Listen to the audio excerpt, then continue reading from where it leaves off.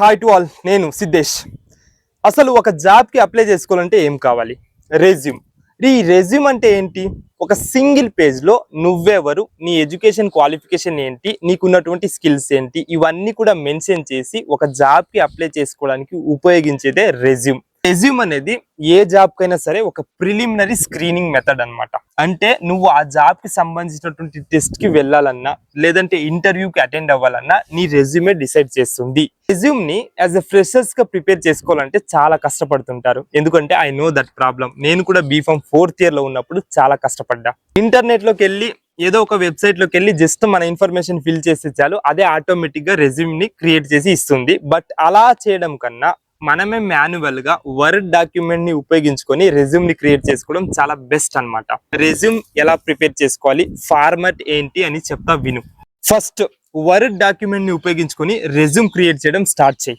తర్వాత resume format ఎలా ఉండాలంటే, ఫస్ట్ నీ నేమ్ అంటే నీ full name, 10th class marks card లో ఏదైతే నీ ఫుల్ నేమ్ ఉంటుందో అది ఉండేలా చూడు.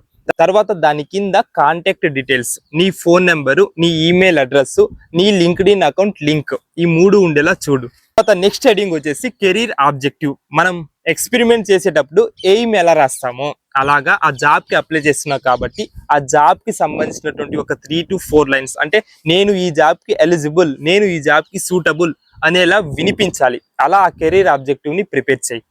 నెక్స్ట్ సెక్షన్ వచ్చేసి ఎడ్యుకేషన్. ఈ ఎడ్యుకేషన్ సెక్షన్ లో ఎలా ఫిల్ చేయాలంటే, ఫస్ట్ వచ్చేసి course, passed out year, percentage.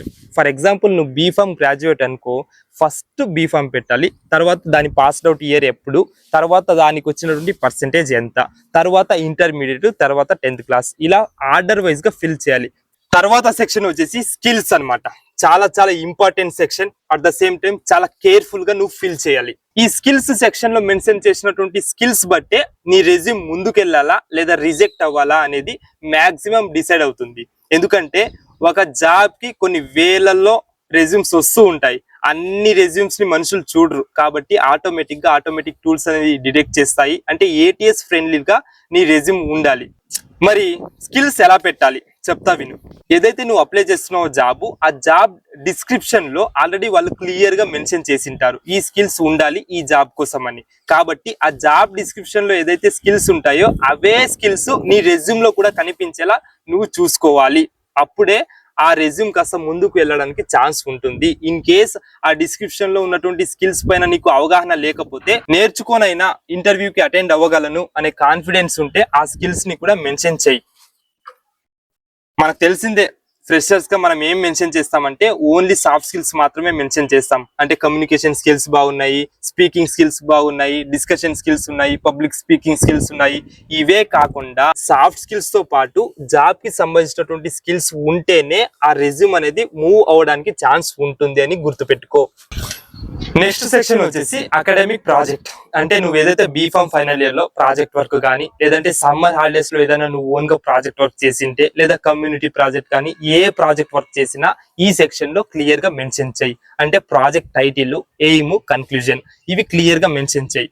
గుర్తుపెట్టుకో, నువ్వు ఏ ఇంటర్వ్యూకి అటెండ్ అయినా సరే నీ ప్రాజెక్ట్ వర్క్ కి సంబంధించినటువంటి ఒక్క క్వశ్చన్ అయినా కంపల్సరీ అడుగుతారు, ఇందులో నో డౌట్. నెక్స్ట్ సెక్షన్ వచ్చేసి సర్టిఫికేట్స్. అంటే నువ్వు బీఫామ్ లో ఉన్నప్పుడు ఏమైనా ఆన్లైన్ కోర్స్ చేసి సర్టిఫికేట్ తెచ్చుకున్నా, లేదంటే కాన్ఫరెన్సెస్ అటెండ్ అయ్యి, వర్క్ షాప్ అటెండ్ అయ్యి ఏమైనా సర్టిఫికేట్ తెచ్చుకుంటే ఈ సర్టిఫికేట్ నేమ్స్ అన్ని కూడా ఈ సెక్షన్ లో మెన్షన్ చేయి.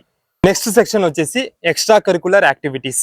అంటే నువ్వు ఏదైనా ఎక్స్ట్రా కరికులర్ యాక్టివిటీస్ ఉంటే, డాన్స్ కానీ, సింగింగ్ కానీ, స్పీకింగ్ స్కిల్స్ కానీ ఏదైనా ఉంటే, డిస్ట్రిక్ట్ లెవెల్లో కానీ, స్టేట్ లెవెల్లో కానీ, నేషనల్ లెవెల్లో కానీ ఇలా సర్టిఫికేట్స్ ఏమైనా ఉంటే అవి కూడా మెన్షన్ చేయి. నెక్స్ట్ వచ్చేసి లాంగ్వేజెస్. అంటే నీకు వచ్చే లాంగ్వేజెస్ ఏంటి, ఎంతవరకు వచ్చు అనేది మెన్షన్ చేయి. లాస్ట్ వచ్చేసి డిక్లరేషన్. అంటే పైన తెలిపిన ఇన్ఫర్మేషన్ అన్ని కూడా కరెక్టే అని ఒక అక్నాలెడ్జ్మెంట్ ఇవ్వాలి. పైన చెప్పిన అన్ని సెక్షన్ లో ఉన్నటువంటి ఇన్ఫర్మేషన్ అంతా కూడా ఒక సింగిల్ పేజ్ లో చాలా స్ట్రక్చర్డ్ ఫార్మాట్ లో ఉండేలా చూసుకో. వర్డ్ ఆఫీస్ లో నీ రెజ్యూమ్ క్రియేట్ చేసుకున్నాక దాన్ని పీడిఎఫ్ ఫార్మాట్ లో కానీ, వర్డ్ డాక్యుమెంట్ లో కానీ డౌన్లోడ్ చేసుకొని ఇంటర్నెట్ లోకి వెళ్ళి నీ రెజ్యూమ్ ఏటీఎస్ ఫ్రెండ్లీగా ఉందా లేదా అనేది చెక్ చేసుకో. ఉంటే ఎంత % అబోవ్ ఉంది అని చెక్ చేసుకో. ఇన్ కేస్ 80% అబోవ్ ఉందనుకో నీ రెజ్యూమ్ గుడ్. ఇది నాకు తెలిసినటువంటి ఒక ఫ్రెషర్ రెజ్యూమ్ ఫార్మాట్ అన్నమాట. నాకు తెలిసిన ఇన్ఫర్మేషన్ నేను చెప్పాను. ఇన్ కేస్ మీకు నచ్చితే ఈ వీడియోను ప్రతి ఒక్కరికి కూడా షేర్ చేయండి. Please do support Siddhu speaks.